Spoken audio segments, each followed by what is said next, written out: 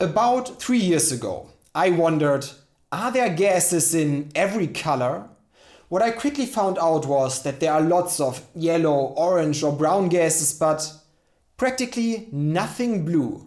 And I would bet you have never seen a blue gas either. The only blue gas that some people might know is ozone. But even at very high concentrations, you have to look closely to notice the blue tint.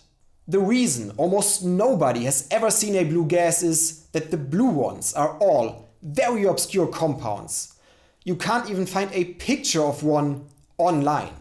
The two most well-known blue gases are hexafluorothioacetone and trifluoronitrosomethane, simply because they are the only ones that have a Wikipedia article. And now look at this! There's even a photo of trifluoronitrosomethane. Isn't that a beautiful gas? But what if I told you that picture is a lie? When you search for images of chlorine gas, you find a photo that looks suspiciously similar to the one of trifluoronitrosomethane. If you compare the reflections on the flask, you can see it's clearly the same photograph, with all the yellows swapped for blue. So nobody actually knows what this gas looks like. The moment I discovered this fake picture, I knew I had to make this gas myself to find out what it truly looks like. About a year ago, during my master's, I did an internship in Professor Kraus' fluorine lab in Marburg. I managed to convince the PhD student Björn to let me use the last days of my internship to try making that gas. This was the result of that attempt. If you look closely, you can just make out a bluish tint. But it wasn't the result I'd hoped for. Sadly, my internship ended and I had to start working on my master thesis.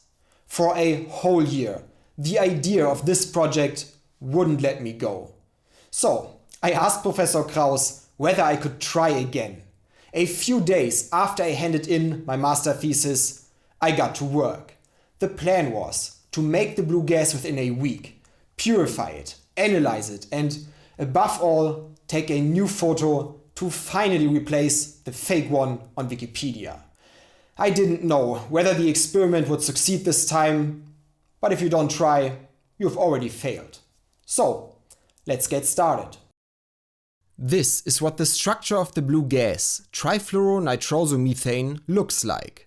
The first step is to make this part of the molecule. That piece actually comes from a compound called trifluoroiodomethane. The problem is you can't just buy trifluoroiodomethane. It's expensive and hard to get. So I first had to make its precursor, silver trifluoroacetate. To make that I needed 50% trifluoroacetic acid, but all I had was the anhydride. Luckily, that's not really a problem, because I could just add it to water to get the acid. So I filled a 250 ml round bottom flask with deionized water and then slowly added the trifluoroacetic anhydride while stirring. This reaction gives off a lot of heat, enough to make the water boil. To prevent that, I cooled the flask in a water bath. Once I had the acid, I added silver oxide. The silver oxide neutralizes the acid, forming silver trifluoroacetate and some water. I also expected this reaction to get quite hot, since neutralization reactions usually release a lot of heat. But interestingly, I could barely feel any temperature rise. After adding all the silver oxide, I was left with this brown suspension that looked almost like mud. Now I just had to remove the water to get the product I wanted. To do that, I connected the flask to a cold trap, cooled with liquid nitrogen and pulled a vacuum on it. In the cold trap, the water freezes out, preventing it from reaching the vacuum pump. What was left behind was a beige-gray solid. In theory, it should have been colorless, but impurities in the silver oxide gave it this gray color. This silver trifluoroacetate is the direct precursor to trifluoroiodomethane. If you heat it with iodine, you get trifluoroiodomethane, silver iodide and CO2. But a lot of the iodine vaporizes and never reacts, so you need an apparatus that separates the trifluoroiodomethane from both CO2 and iodine vapor. Silver iodide isn't a problem, it stays in the flask as a solid. So I built this setup. The reaction flask is connected to 3 cold traps. The first trap is chilled with ice water and catches most of the iodine vapor. The second trap is cooled with dry ice and isopropanol and reaches roughly -75 degrees Celsius. That's where the trifluoroiodomethane condenses. The third trap is a safety trap, also dry ice cooled to catch anything that makes it past the second trap. Behind the last trap I put a mercury overpressure valve, because CO2 won't condense in the cold traps and needs somewhere to escape. Otherwise, the setup would burst. Before I could add the silver trifluoroacetate to the flask, I first had to grind it into a fine powder. After that, I added iodine to the mortar and thoroughly mixed the two together. Since this reaction happens between a solid and a liquid, having as much surface area as possible is important. Mid-grinding, I realized the 250 ml flask I planned to use was too small, so I got a 500 ml flask and used that instead. Then it was time to prepare the cooling mixture. Before adding the dry ice to the isopropanol, I pre-cooled it with liquid nitrogen until it had a syrup-like consistency. That way, far less foam forms because the dry ice is added to already cold isopropanol. After filling the first trap with ice and the other 2 with dry ice isopropanol, I heated the reaction flask with a heat gun to roughly 200 degrees Celsius. After a short while, the iodine started to vaporize and you could see gas escaping at the overpressure valve. That was CO2, which won't condense in the traps because its boiling point is too low. The gas evolution is a great visual cue for the reaction progress. When it stops, the reaction is done. After a while, beautiful iodine crystals formed in the apparatus. I kept heating the flask until no more gas was escaping at the overpressure valve, and when I removed the dewar, you could see liquefied trifluoroiodomethane in the second trap. As you can see, it has a violet tint from trace iodine impurities. At this point, the gas should have been washed with a sodium hydroxide solution and then distilled to remove impurities. I decided to skip that wash since the tiny iodine traces didn't bother me and won't cause any problems in the next reaction. Spoiler, that decision would come back to bite me later. Trifluoroiodomethane has a vapor pressure of 5.4 bar at room temperature. That means if you don't keep it cold enough, it will build enough pressure to blow up ordinary glassware. So, to store it without constant cooling, I needed a proper gas cylinder. I chose a small one and fitted it with a needle valve. To make sure it was completely airtight, I hooked it up to the fluid line, pulled a vacuum and watched to see if the pressure held. It did, so I connected the cylinder to the cold trap using an adapter. To transfer the trifluoroiodomethane from the trap into the cylinder, I needed to evacuate the whole apparatus first. Otherwise, I would condense air into the cylinder. To avoid losing the trifluoroiodomethane during pump down, I replaced the dry ice dewar under the trap with liquid nitrogen, so the trifluoroiodomethane is fully frozen solid. Once frozen, I can pump down the system without the trifluoroiodomethane evaporating. When a good vacuum was reached, I cooled the cylinder with liquid nitrogen and removed the dewar under the cold trap. After a short while, you could see the trifluoroiodomethane boiling and it condensed into the gas cylinder. After there was no liquid left in the cold trap, I closed the needle valve and removed the cylinder. To show the liquefied gas a little better, I condensed some of it into a specialized glass vessel that can withstand the pressure even at room temperature. Once the trifluoroiodomethane was ready, I only needed one more building block for the final molecule: nitric oxide. Nitric oxide is a colorless but also quite toxic gas. Still, let me show you something interesting. When I connect the nitric oxide cylinder to the same cold trap I used earlier and fill it with the gas, you might notice something unexpected: a faint orange tint. But wait, didn't I just say nitric oxide is colorless? That slight orange hue actually comes from tiny traces of nitrogen dioxide, a contamination that's almost impossible to avoid.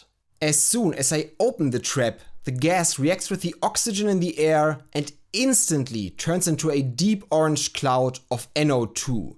That's the gas I mentioned earlier. To make the blue gas, according to Wikipedia, all I had to do now was shine UV light onto a mixture of trifluoroiodomethane and nitric oxide. It also mentions that a catalytic amount of mercury is required. A catalytic amount means a small amount. To irradiate both gases with UV light, I will fill them into this 6-liter flask, which I can then place in front of the UV reactor. It's equipped with several low-pressure mercury lamps that give off quite a bit of ultraviolet radiation. I wasn't entirely sure whether high-pressure or low-pressure mercury lamps were the right choice for this reaction, but since I only had the low-pressure ones available, I just hoped they would work. Before filling the flask with the gases, I added the mercury. Mercury is a toxic metal and the only metal that is a liquid at room temperature. I chose the catalytic amount by eye, thinking it would be enough. Maybe I should have read the original scientific literature before doing the synthesis. After adding the mercury to the flask, I connected it, along with the nitric oxide and trifluoroiodomethane cylinders, to the fluorine line. I wasn't actually working with fluorine, but that line has built-in pressure gauges which let me keep an eye on the pressure inside the flask. To get the correct ratio, I assumed ideal gas behavior and calculated the amount by partial pressure. Looking at the reaction, one molecule of trifluoroiodomethane reacts with one molecule of nitric oxide to form one molecule of trifluoronitrosomethane. So, if I fill the flask with 0.5 bar of each gas, the initial pressure in the flask is 1 bar, atmospheric pressure. After the reaction, there will only be half as many gas molecules, so the pressure drops to 0.5 bar. Lower pressure also means the blue color would appear weaker than at atmospheric pressure. To avoid that, I decided to pressurize the flask to 1 bar for each gas. So the flask starts at 2 bar and ends at 1 bar after the reaction. This also allows for a larger batch. I first added 1 bar of trifluoroiodomethane and then 1 bar of nitric oxide. You can see the gas in the flask has a slight orange tint. That's due to the nitrogen dioxide contamination I mentioned earlier, but it won't be a problem. Do you remember how I mentioned I should have washed the trifluoroiodomethane? I filled the flask with 1 bar of the gas, but when I later weighed the small gas cylinder, far less mass had been lost than expected. My guess, CO2 had dissolved in the trifluoroiodomethane in the trap, and I ended up condensing it into the cylinder along with the trifluoroiodomethane. So the gas cylinder actually contained a mixture of trifluoroiodomethane and CO2, but it was too late to change that now. After filling the flask, I placed it in front of the UV reactor and tried to turn it on. But nothing happened. It turns out the reactor has a safety switch that only allows it to run if fully closed. The flask was way too big to fit inside. What do you do in that case? You run the reaction in a vessel of appropriate size so the reactor can close properly and no UV light escapes. I then wrapped aluminum foil around the back of the flask, hoping it would reflect some of the UV light that would otherwise just be lost. Here's what happens under UV light. the iodine splits from the trifluoroiodomethane, forming a radical that can then react with nitric oxide to form trifluoronitrosomethane. At least that's the plan. While irradiating, I stirred the mercury at the bottom of the flask with a magnetic stir bar to constantly expose a fresh metal surface. After about an hour, the gas in the flask was orange? That was not what I was expecting. At that point, I was starting to get a little worried. I had only planned to stay in the lab for one more day, as that was the end of the week and the time I had agreed on with Professor Kraus. After a brief swirl, the orange color faded and you could almost imagine a faint greenish tint. I think the orange color comes from nitrogen dioxide. How exactly it forms, I'm not entirely sure. My best guess, the NO reacts with the CO2 in the flask to produce carbon monoxide and more NO2. If anyone has a better explanation, let me know in the comments. Swirling the flask removes the orange color because the NO2 reacts with the mercury to form mercury nitrate and regenerates NO. After another 4 hours, the flask was deep orange again and the mercury was practically consumed. So much for a catalytic amount. Looking at the original paper, it turns out the claim of catalytic mercury is nonsense. The paper explicitly states that the mercury captures both the released iodine and NO2 that is being formed. Basically, the opposite of catalytic. Interestingly, this paper also mentions the formation of NO2. So it seems that CO2 probably isn't the reason for its formation after all. Anyway, it meant there wasn't nearly enough mercury in the flask. But how do you add mercury to a pressurized flask without losing gas? Luckily, the flask had a long neck that could be sealed on both ends, effectively forming an airlock. So I opened the neck to the outside while keeping the PTFE valve on the other end closed.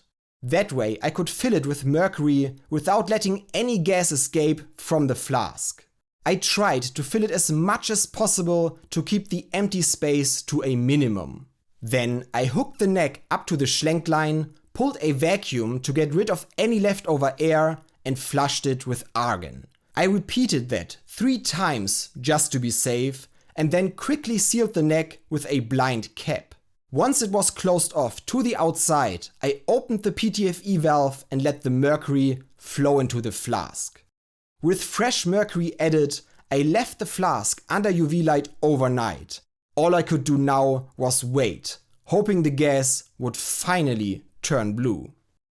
Before we check on the flask the next morning, I first want to introduce you to the sponsor of today's video, Radiacode.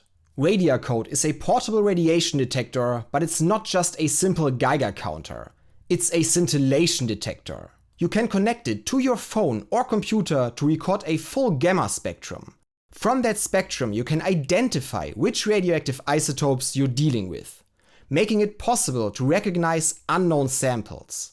The app stores all measurements and spectra, so you can go back later and see exactly when and where each event was recorded. I've been using my Radiacode for about 2 years now. I have taken it with me while searching for uranium ore and even on flights to measure radiation exposure at high altitude. They've just released their newest and most sensitive model yet. So if you're interested in getting a Radiacode yourself, check out the link in the video description. It's the morning of my last day in the lab. The round bottom flask has been under the UV lamp for the whole night. And I'm very excited to see whether or not it turned blue. I basically have no more time left to repeat the synthesis, so let's hope the flask is blue, or the gas inside the flask is blue. I don't know why.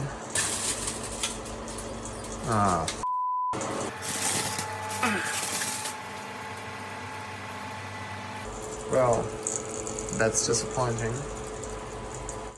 As it turned out, the tape on the UV reactor switch had come loose and the lamp had gone out overnight. The flask had taken on a deep orange color and the mercury was once again almost completely consumed. After swirling the flask for a while, the gas took on a slightly greenish tint. That was already promising. After all, orange and blue together make green. Because the mercury was almost completely used up again, I refilled it using the same method as the day before. By now, the flask held over a kilogram of mercury. I really hoped I wouldn't have to refill it yet again. But one thing was clear. It was Friday and I wasn't going to suddenly get pure trifluoronitrosomethane in a single day. So I asked Björn and Professor Kraus if it would be okay to extend my stay a bit so I could at least attempt to finish the synthesis successfully. And they actually agreed.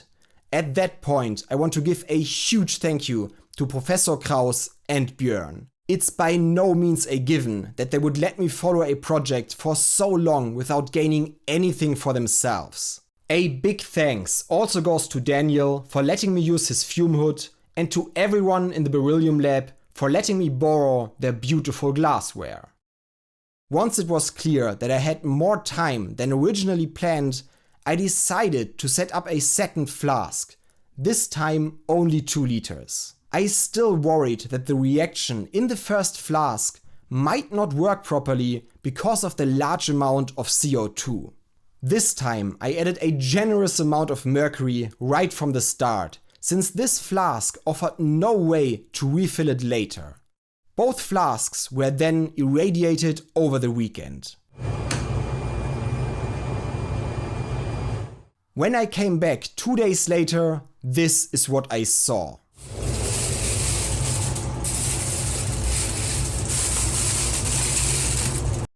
The gas in both flasks had actually turned blue. It looked really beautiful. With the reddish deposits of mercury iodide, it even looked a bit like a planet. At that moment, I was incredibly relieved. A whole week's worth of work hadn't been for nothing, and it finally felt like I was getting close to the goal. But was it truly as blue as it could be? Or were impurities in the gas preventing it from reaching its full blue intensity? It was far from the fake picture on Wikipedia, and all the publications describe it as a deep blue gas. There was only one way to find out. I had to purify the gas. I assumed that the flask mostly contained unreacted nitric oxide and trifluoroiodomethane.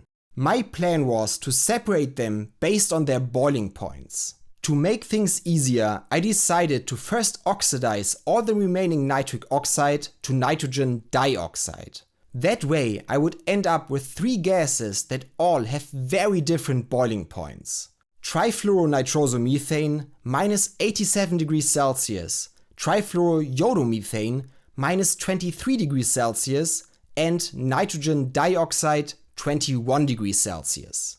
This meant that by cooling the gas mixture to around minus 25 degrees Celsius, only the desired product, trifluoronitrosomethane, would be gaseous, while the other gases would stay condensed.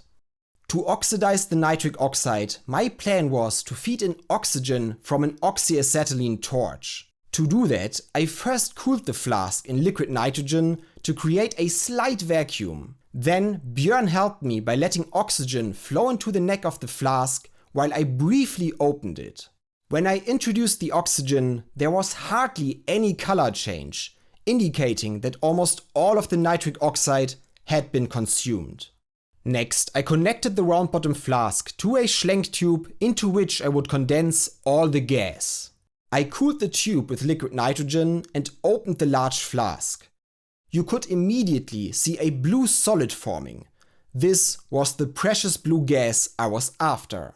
But by the differently colored solids in the tube, it was also clear that this wasn't the only gas condensing.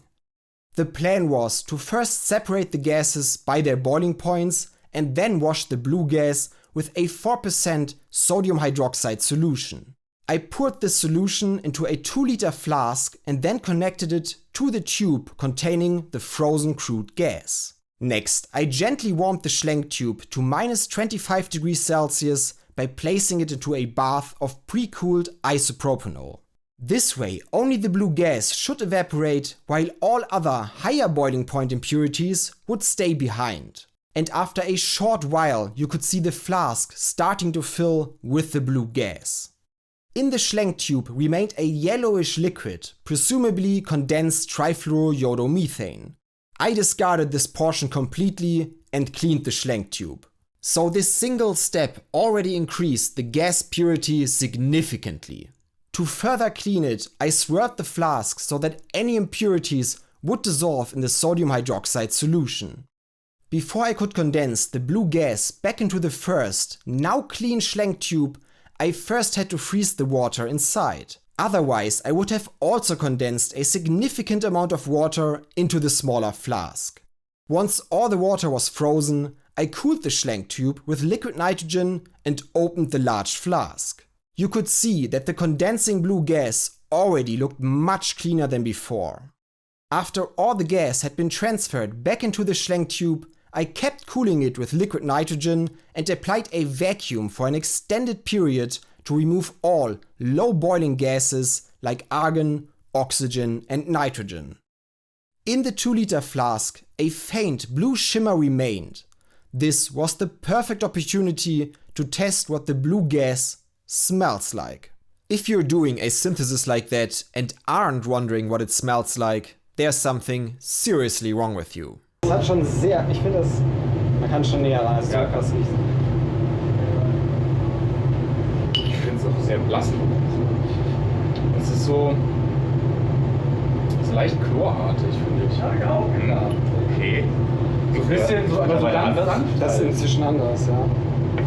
Das riecht nicht mehr wie vorhin. Doch, wenn du nah mit dem Kolben groß richtig reingeht, dann riechst du es noch wie vorhin. Ja, das stimmt. Mittlerweile ist, glaube ich, recht viel raus. Oh, ein bisschen fischig. Ja, oder? Ja. Aha, Trifluoramin halt. Ha. Nur halt viel, viel sanfter. Und jetzt sterben wir alle. Almost everyone who smelled the flask said it had a fishy odor, almost like an amine. Some also said it had a note reminiscent of chlorine. Whether this is truly the smell of the blue gas is unclear. Of course, it could also be other byproducts or decomposition products that formed. So more research is needed to conclusively determine the smell of trifluoronitrosomethane.